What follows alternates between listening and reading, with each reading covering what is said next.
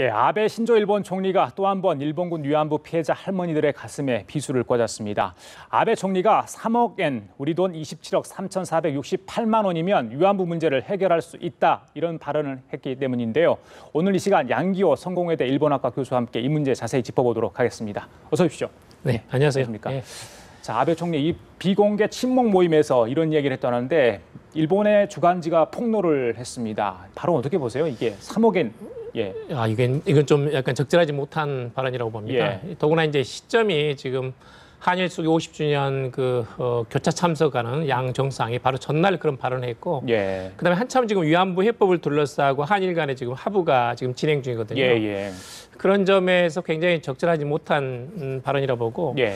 문제는 이게 시점상 적절한 것뿐만 아니라 이게 좀 이 진정성의 문제가 있습니다. 그렇죠. 그러니까 이제 사실 이제 위안부 피해자 할머니들이 가장 강조하는 것이 일본 정부가 진상을 규명하고 그다음에 법적 책임을 인정하라 이거거든요. 예. 그 돈 문제가 중요한 게 아닙니다. 이미 한국 정부에서도 상당한 그런 이것을 뛰어넘는 그런 보상금을 지급을 했고, 예. 그리고 이제 사실 일본 정부가 제시한 아시아 여성기금 돈을 거부하지 않았습니까? 근데 그런 점에서 다시 돈 이야기를 가지고 이것을 해결할 수 있다는 것은 상당히 이것은 어불성설이고, 그렇죠. 이건 진정성이 의심되는 상당히 이제 굉장히 적절하지 못한 마치 위안부 할머니들이 돈 때문에 이런 주장을 하는 것처럼 비춰질 수 맞습니다. 있잖아요. 이것은 굉장히 조금 시점상으로나 내용상으로나 아주 적절하지 못한 아주 부적절한 그런 발언이라고 지금 생각합니다. 위안부 할머니들이 요구하는 게 사실은 이 손해배상 금액 한 220억 되는데 지금 3억 엔 따지면 10분의 1 수준도 안 돼요. 계산을 잘못한 거 아닌가요? 사실은 이 돈 문제 이야기 한다면요. 그래서 먼저 이제 돈 이야기하는 건 적절하지 않습니다. 이제 일단은 이제 진상 규명과 국가 책임 인정이 가장 우선시 돼야 되기 때문에 물론이죠. 이 돈 문제를 이야기하는 건 적절하지 않습니다만, 아마도 이제 지금 50분 49분 살아 계시니까 아시아 여성 기금에서 처음에 제시한 돈이 5천만 원 정도였거든요. 근데 그렇게 얼추 계산해 보면 1인당 5천만 원 하면 약 25억이니까 그 정도 뭐 셈법이 나올 수도 있습니다. 이것은 완전히 가정입니다만. 그런데 사실 이제 일본 측이 제시한 그 아시아 여성 기금을 직접 받은 경우는 그렇게 많지 않습니다. 한국도 지금 238명 가운데 61명이 그걸 받았거든요. 그리고 이제 필리핀에서는 상당히 많이 받았습니다. 왜냐하면 이제 필리핀 정부는 개인 보상을 하지 않았기 때문에 가난한 이제 위안부 피해자 할머니들이 이 돈을 받았었거든요. 그런데 아시아 여성 기금을 받은 예를 들면 인도네시아 같은 경우도 그렇고, 인도네시아는 이제 그런 아무래도 이슬람 국가다 보니까 여성들이 실명을 제시하기 어려워가지고 이제 그 의료 시설을 제공을 했거든요. 그리고 타이완 같은 경우에도 이제 타이완 정부가 이렇게 위로금을 지급하면서 피해자들이 그 돈을 거부를 했습니다. 한국도 마찬가지고. 그러니까 이걸 이제 개인이 기본적으로 돈을 받을 것이다라는 것을 전제로 한다면 이 위안부 해법은 전혀 진전되지 않습니다. 실제로 아시아 여성 기금을 가지고 일본 측이 돈을 제공을 했지만 받지 않은 경우가 대부분이었거든요. 일종의 이제 실패한 작품입니다. 그런데 이제 그걸 또다시 이제 돈 이야기를 꺼내가지고 이걸 이제 말하자면 위안부의 어떤 문제를 풀어보자는 식의 어떤 그런 생각이 있다면 그건 대단히 잘못된 좀 착각이다. 이건 진정성이 엿보이지 않는다. 그런 점에서 상당히 유감입니다. 저희들이 바라는 건 사과 먼저 사죄 아니겠습니까? 맞습니다. 배상 이전에. 그런데 지금 여러 가지 계속 이런 주장을 하는 것. 중국에도 위안부가 많다면서요. 그러니까 중국 측하고 협상도 좀 중요할 것 같은데 제 일본 입장에서는 그런 걸 고려해서 자꾸 우리 쪽에 이런 이야기를 흘리는 거 아닌가 이런 생각도 해보는데 그건 어떻습니까? 이제 일본 외무성은 이제 사실 그 점을 걱정을 하고 있습니다. 그러니까 이제 한국 측에 이제 위안부에 대해서 이제 보상을 하게 되면 그동안 숨겨진 또는 중국 내에서 이미 지금 소송이 진행되기 때문에 그런 점에서 막대한 보상금을 지급해야 되지 않는가 하는 그런 걱정이 있거든요. 그런데 이제 일본 정부하고 중국하고 관계를 본다면 중국은 1972년에 이제 국교 정상을 할 때 대일 배상 청구권을 완전히 포기를 했습니다. 그러다 보니까 이제 그동안의 위안부에 관한 여러 가지 자료라든지 또는 피해자들이 실제로 있었음에도 불구하고 중국 정부가 이 문제를 외교적인 현안으로 다룬다든지 아니면 위안부 피해자들이 직접 말하자면 일본 정부를 대상으로 소송을 제기한다든지 하는 것들을 약간 규제를 해왔거든요. 말하자면 중일 간의 이 문제를 이제 쟁점으로 부각시키고 싶지 않다라는 그런 생각이 있었습니다. 그런데 이제 아베 정권 이후에 굉장히 이제 일본 정부가 우경화되고 위안부 문제를 부정하면서 피해자들이 중국 내에서 굉장히 반발했고 그러다 보니까 중국 정부도 일단 일본 정부를 상대로 해서 중국인 위안부 피해자 할머니들이 예. 그 소송을 중국 국내에서 제기한 것을 일단은 좀 허용이 된 상태입니다. 그러다 보니까 지금 소송이 지금 진행되고 있거든요. 근데 그런 점에서는 이제 북한도 또 있습니다. 근데 그러다 보니까 이제 일본 정부가 아무래도 이 위안부 보상금이 이게 막대하게 이게 팽창하는 거 아니냐, 커지는 거 아니냐는 것에 대한 우려는 분명히 있습니다만은, 근데 그렇지만 이제 중요한 게 그게 아니고 여기에 대해 이제 과거에 대한 진솔한 좀 사죄 반성이 있어야 되고. 그 다음에 이제 공교육이 또 있어야 되고 후세에 대해 이걸 교육을 시켜야 됩니다. 맞습니다. 근데 그런 것들 몇 가지 조건 하에서 그 중에 하나로서의 보상금 지급이지 위안부 문제하고 보상금 지급이라는 것은 동일한 그런 단어가 아닙니다. 아주 극히 일부분 그 작은 그런 그 비중입니다. 우리나라 경우 현재 등록된 위안부 할머니께서 238명이시고요. 그렇죠? 현재 생존에 계신 분이 49명. 네, 올해만에도 벌써 6분이나 돌아가셨어요. 평균 연령이 89이시래요. 89입니다. 그리고 이제 지난 10년간 거의 100분 가까이 돌아가셨거든요. 굉장히 안타깝습니다. 그래요. 너무 이제 고령화 되시는데 빨리 이제 그분들 한을 갖고 있지 않습니까? 저희들이 받아낼 건 정말 받아내야 되는데 참 걱정이 큽니다. 자, 이런 가운데 김복동 할머니 계시잖아요. 가장 활발하게 사실은 뭐 이런 위안부 할머니 피해 사례를 홍보하고 계시는데 지금 미국에 가 계신 것 같아요 보면. 그런데 이제 미국 가서 이런 얘기를 했답니다. 자. 정말 미국이 일본의 친구라면 아베 신조 총리의 잘못된 길을 좀 바로 잡아줘야 되지 않겠냐 이런 얘기를 했습니다. 무슨 의미하는 게 있죠, 이게? 맞습니다. 이제 지난 4월 말에 이제 미일 정상회담을 하지 않았습니까? 그러면서 이제 그 위안부 문제라든지 과거사 문제가 상당히 이제 배제가 됐고 그러면서 이제 미일 동맹을 강화시키는 와중에 일본의 집단적 자위권을 허용하는 이런 이제 흐름으로 갔거든요.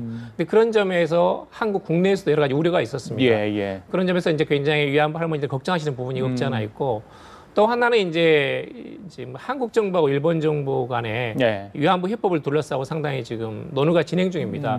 그동안에 이제 국장급 협의도 8차례 했고요. 그리고 금년 안에는 어떻게든 이 문제에 대해서 뭔가 어떤 해법을 도출하고 싶다는 생각이 한국 정부나 일본 정부나 있습니다. 그러다 보니까 이제 위안부 할머니들이 그 과정에서 본인들이 소외되지 않는가. 또 너무 이제 졸속 처리하다 보면 지금 이 시민단체하고 피해자들이 요구하고 있는 진상규명이라든지 어느 입법 조치라든지 일본 정부의 공식 사죄라든지 이런 부분들이 누락되지 않을까에 대해서 상당히 이제 걱정을 하고 있거든요. 그러다 보니까 이제 한국과 일본 정부로 일종의 저는 좀 압박의 메시지라고 봅니다. 적어도 이제 미국에서 지금 연방 법원에다가 소송을 제기해가지고 또 그것도 이제 일본 정부뿐만 아니라 일본 기업이라든지 또는 이제 우익 상계의 신문이라든지 이런 그런 대상으로 해가지고 굉장히 이제 광범위하게 지금 소송이 진행 중이거든요. 근데 거기에 대해서는 한국 정부가 절대 일본과 안이한 타협을 하지 말아라. 원칙대로 가야 된다라는 것을 굉장히 강조하시는 그런 일련의 흐름이 아닌가 그런 좀 생각이 듭니다. 자, 올해가 광복 70주년 아니겠습니까? 일본 정부 잘못된 과거사 많은 외국 한국뿐만 아니지 않습니까? 사실 우리나라뿐만 아니라 많은 나라에서 욕을 하고 있는데 좀 청산하고 갔으면 좋겠는데 왜 그렇게 떨쳐내지 못하는지 참 걱정이 됩니다. 자, 김복동 할머니 오늘 있잖아요. 수요 집회 오늘 있습니다. 사실은. 근데 미국 그 워싱턴 주일 미사 그러니까 미국이죠. 미국 일본 대사관 앞에서 오늘도 수요 집회를 한다고 합니다. 이게 그 대사관 앞에서 하는 게 처음이라고 하는데 이 전국 그러니까 미국 전역으로 좀 확대될 기미를 보이고 있다고 그래요. 의미가 있죠, 이것도? 그러면? 그동안에 이제 그 위안부 협법을 둘러싸고 한국 외교부하고 그리고 시민단체 간에 또는 이제 그 피해자 할머니들 간에 좀 약간 소통이 원만하지는 않습니다. 그래서 이제 자꾸 이제 그 강조하고 요구를 해도 그런 부분들이 과연 한일 간의 협상에서 제대로 반영될까에 대해서는 항상 걱정이 있거든요. 그런 점에서는 이것을 한일 양국이 안이하게 타협하지 않도록 국제 쟁점화 시켜가지고 특히 이제 인권 문제, 전시 여성의 어떤 보편적인 인권에 대해서는 미국 내에서는 굉장히 민감한 문제고 이건 도덕성의 문제이기 때문에 공화당, 민주당 할 것 없이 굉장히 중요한 문제거든요. 근데 그런 점에서는 워싱턴에서 미국의 심장부인 워싱턴에서 이 문제를 쟁점을 제기하면서 이것이 지나친 그런 그 과거의 문제가 아니라 현재의 문제고 이 문제를 풀어내지 않는 한은 한일 간의 또는 중일 간의 어떤 화해뿐만 아니라 미국이 강조하고 있는 어떤 보편적인 인권 문제도 해결할 방법이 없다.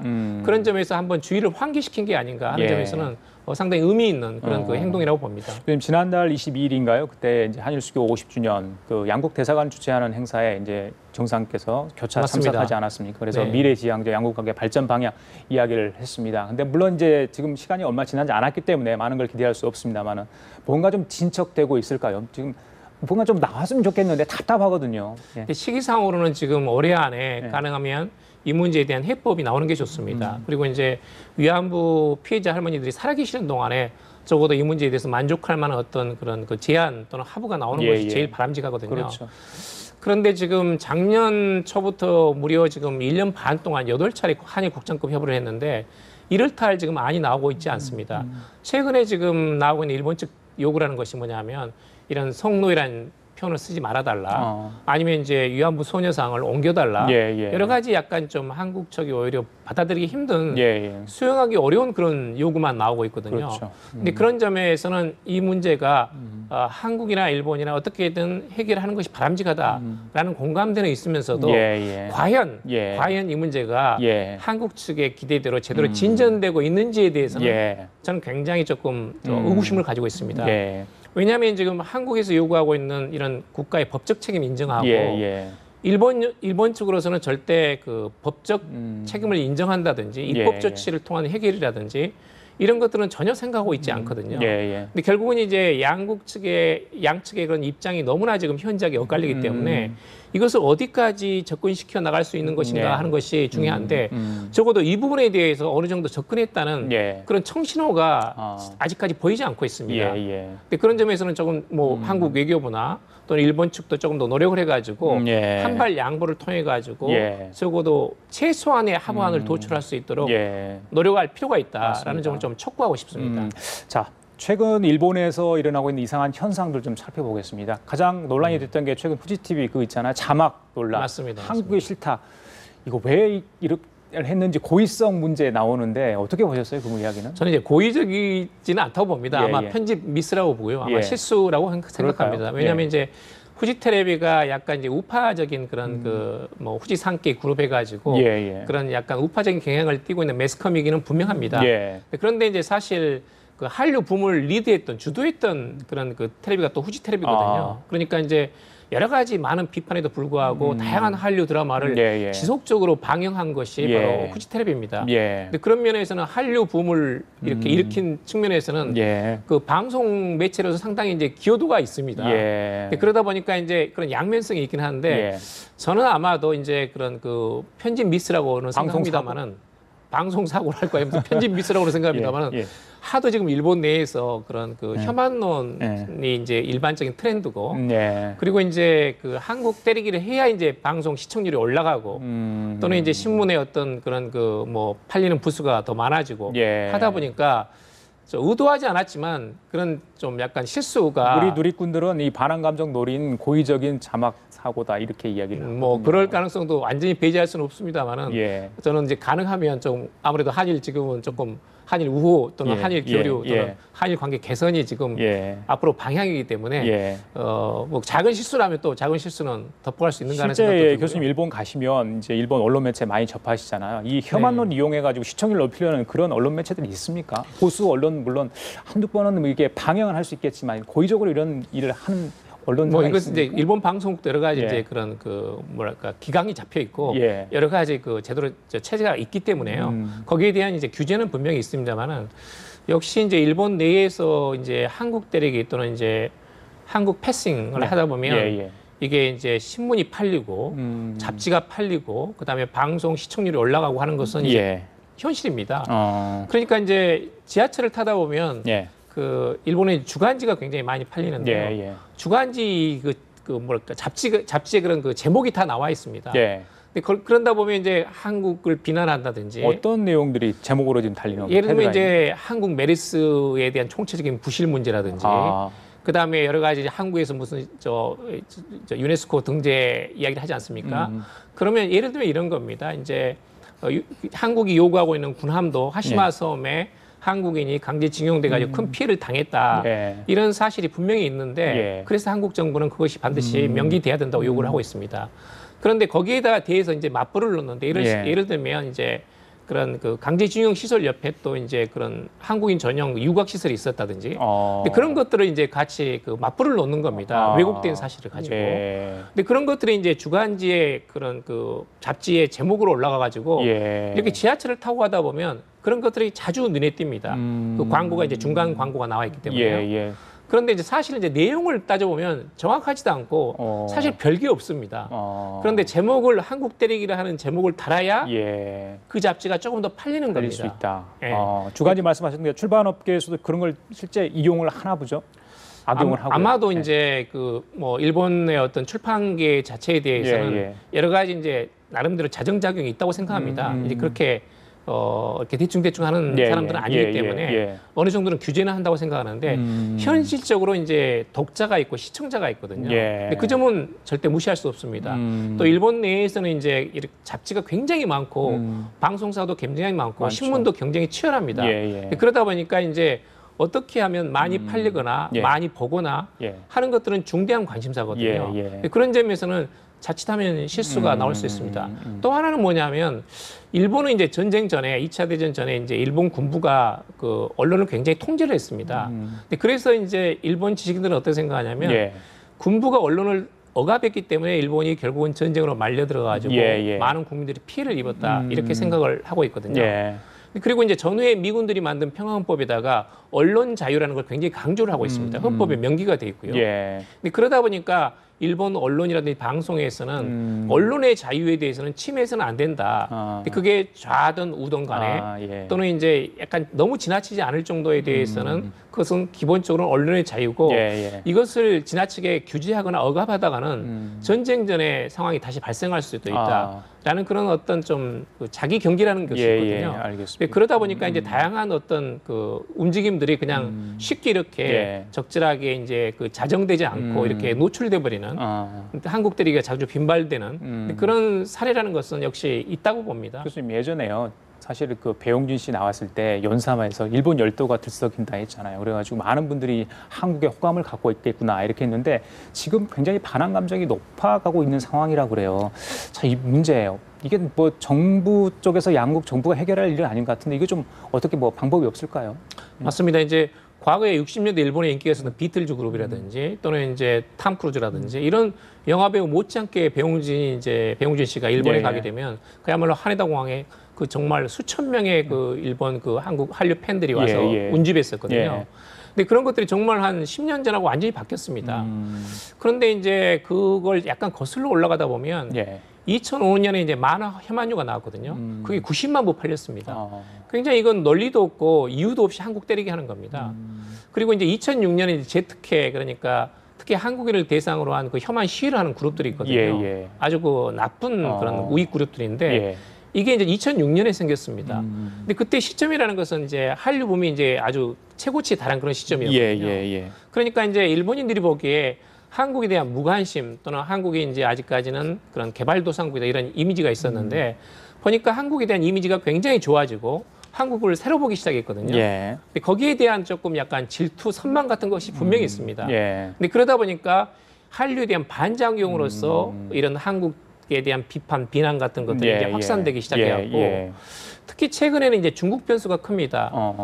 그러니까 일본에서는 지금 중국이 굉장히 제국주의식으로 팽창한다든지 예를 들면 군사비를 빠른 속도로 지금 증액하고 있습니다. 두려운 거죠. 그리고 이제 여러 가지 이제 도서 분쟁 같은 것은 분명히 존재하거든요. 근데 그러다 보니까 중국 변수가 굉장히 커가지고 중국과 가까운 한국, 예를 들면 이제 한중 간의 역사 연대를 가지고 일본을 압박한다든지 이런 것에 대해서 굉장히 민감하게 그 싫어합니다. 근데 그런 것들이 이제 혐한론의 어떤 그런 그 중요한 자양분 같은 것이 되고 있고 또 하나는 이제 오늘 이제 이슈가 되고 있는 위안부 문제도 적지 않습니다. 그러니까 이제 적어도 위안부 문제가 10년, 20년간 여러 가지 과정을 통하면서 국제적인 쟁점화됐거든요. 그러니까 이제 미국 내에서 소녀상 기린비가 세워진다든지 아니면 이제 프랑스 앙골레메에서 만화제에서 여러 가지 이제 그 위안부 문제를 알린다든지 하면서 일본인들이 좀 느끼기에는 이게 좀 지나치다. 여러 가지 일본 나름대로는 이런 그 아시아 여성기금 또는 고노다마, 무라야마다마 이야기를 하면서 나름대로 정성을 다 했는데 왜 한국인들은 우리 마음을 못 알아주느냐. 라는 그런 또 섭섭한 서운함 이런 것들이 분명히 있습니다. 근데 그러다 보니까 이제 그런 한중 역사연대 또는 위안부의 국제적인 쟁점화 이런 것에 대해서 일본인들이 고립감을 느끼고 있고 그러다 보니까 이제 그런 반중 감정, 반한 감정들이 상당히 지금 그 확산되고 있고 이런 것들이 이제 한일 관계를 조금 그 저해하는 그 좋지 않은 요소가 되고 있는 것은 변수가 한일 관계에 8월에 아베 총리 담화 있잖아요. 그때 이제 어떤 내용이 담길 것인가 변수가 되겠는데 어제 나온 이야기가 이제 한중일 정상회담 하면서 한일 정상회담도 가능하겠다는 게 일본 쪽에서 좀 흘러나왔습니다. 자, 빨리 만나가지고 뭔가 문제를 좀 해결해야 되겠다 이런 이제 여론을 반영해서 이런 이야기가 슬슬 나오고 있는 것 같던데 그 시기 또 적절성 어떻게 보십니까? 저는 이제 가능하면 올해 안에 이제 그 한일 정상회담을 하는 것이 좋다고 봅니다. 가장 좋은 것은 한중일 정상회담 하면서 한일 간의 양자회담하는 것이 제일 좋습니다. 그런데 문제는 지금 암초가 너무 많아서 7월 말에 이제 일본의 방위백서, 독도 영유권 도발 또 할 겁니다. 또 방위백서 나오는 또 방위백서 7월 말에 나옵니다. 그리고 이제 위안부 해법을 둘러싼 한일 간의 의견 차이, 그 다음에 무엇보다도 아베 담화. 아베 담화는 조금 약간 지금 상태로는 비관적입니다. 그리고 8월 15일 날 이제 야스쿠니 신사 자민당 의원들 보나마나 이제 대거 참배합니다. 근데 그런 복병들을 뛰어넘어 가지고 한중일 정상회담을 만들어내야 되는데, 근데 그것은 쉽지 않을 겁니다. 이제 먼저 아베 담화에 대해서 중국이 지금 주시를 하고 있기 때문에 내용 자체가 중국이 보기에는 합당하지 않다라고 생각하면 중국은 한중일 정상회담에 들어오지 않을 겁니다. 근데 그럴 경우에는 이제 한일 간의 정상회담으로 되는데요. 그렇죠. 이제 가능하면 위안부 문제에 대해서 일본 측이 양보를 하고 그러면서 최소한의 합의안을 도출해내는 것이 바람직합니다. 근데 그걸 전제로 해가지고 유엔 총회에서 만나든지 아니면 11월 달에 있을 에이펙 정상회담에서 만나든지 아니면 G20도 있습니다. 다자회담 속에서의 한일 정상회담을 만날 기회는 있군요. 가지면서 관계 개선을 적극적으로 모색하는 것. 근데 물론 이제 사전에 위안부 해법에 대해서 양국 간의 의견차가 좁혀지면서 최소한의 합의안이 나와야 됩니다. 그걸 전제로 해가지고 한일 정상회담이 연내에는 가능하지 않을까 그렇게 좀 기대 섞인 전망을 하고 싶습니다. 알겠습니다. 자, 지금까지 양기호 성공회대 교수와 함께 얘기 나눠봤습니다. 말씀 잘 들었습니다. 감사합니다.